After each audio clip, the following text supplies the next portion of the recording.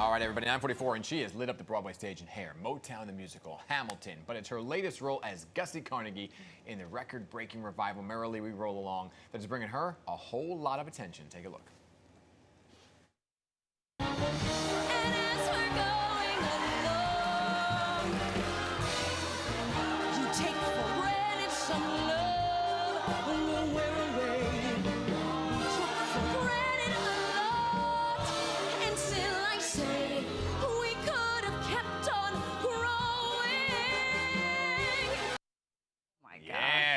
You own that stage. What a star. I love this. Back with us this morning is the multi-hyphenate star, Krystal Joy Brown. Good morning. Thank you for being here. Good morning. So happy to be back. You look stunning. You look like a breath of fresh air. Well, thank you. It's spring, finally in New York. Yes, right? Yes. So we have to know, revivals can be tricky here, and we see you bringing it, so it's no surprise that this is a success. Yeah.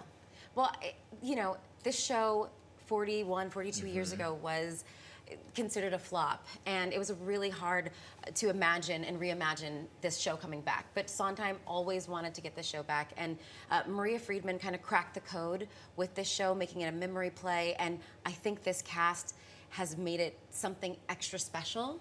And we just gelled together. It's about friendships, about New York City. It's a love letter to artists. And I think people right now are really inspired by that kind of storytelling and that kind of reflective storytelling where you kind of see yourself in it, but also get really immersed in these people's lives. Yeah, a flop it is not. I mean, when you hear Sondheim, you never really think flop, right? Yeah. And for you, who do you play and breaking barriers in this role?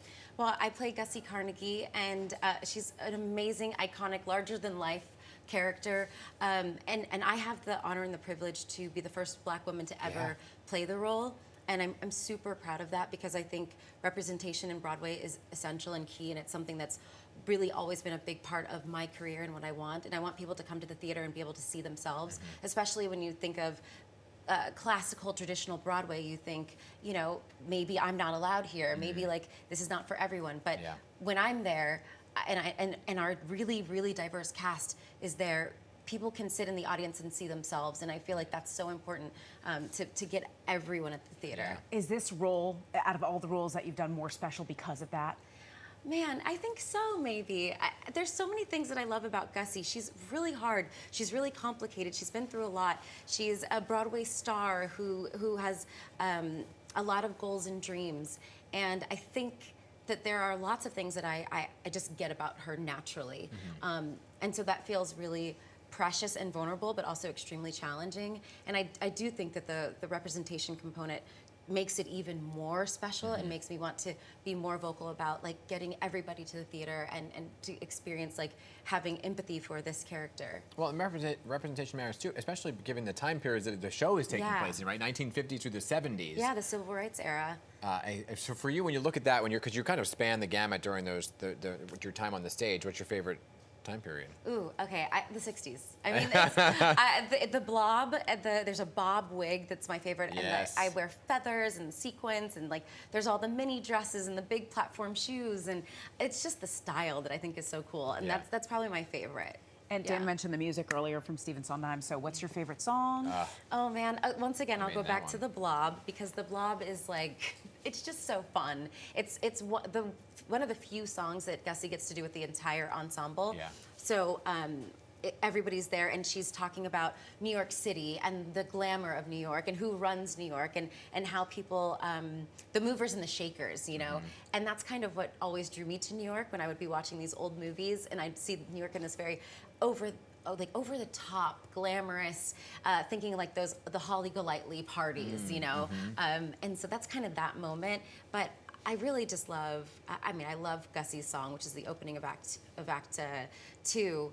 And being able to like just kick. Yeah, right? You know, I try to put a kick in almost every show. I couldn't put it in Hamilton, but I got it in this one. Yeah. Let's peel back the curtain for a second, right? You take us backstage into your dressing room. Everyone kind of has their pre-show rituals and items. What can we find on your mirror and table in front of you? Oh gosh, there's so much. I mean, there's lots of cards from fans and family and friends that are just little love letters, you know, that motivate me. But one of the things that I really, really love about my dressing room and what I've done is I put pictures all over the walls of women from the 50s, 60s, and 70s who helped me shape this character. I have Eartha Kitt, Diane Carroll. I have a little Marilyn Monroe, Betty Davis. There's so many women that like I've used to cultivate this character. That's so cool. So I like to be surrounded by them. Looking ahead, we like to manifest here. So Yes. is there a dream role? Oh man. Oh, there's so many dream roles. I want to do everything. I love doing film and TV. I love doing Broadway. I think it would be amazing. Like I love Dorothy Dandridge. If there was like a story about her, that would be amazing. But yeah, just being able to do something new and to create something new is my goal. Yeah. Is always the dream. All right, Krystal Joy Brown, I can't wait to see it. Yeah. My daughter was sick the day I was supposed to go. Well, we sell out, so come on now. I will come. I will be there. I'll be there, okay? As long as nobody's eating potato chips. I mean, can we stop selling chewy, loud foods at the theater? Well, we sell smackeries, so.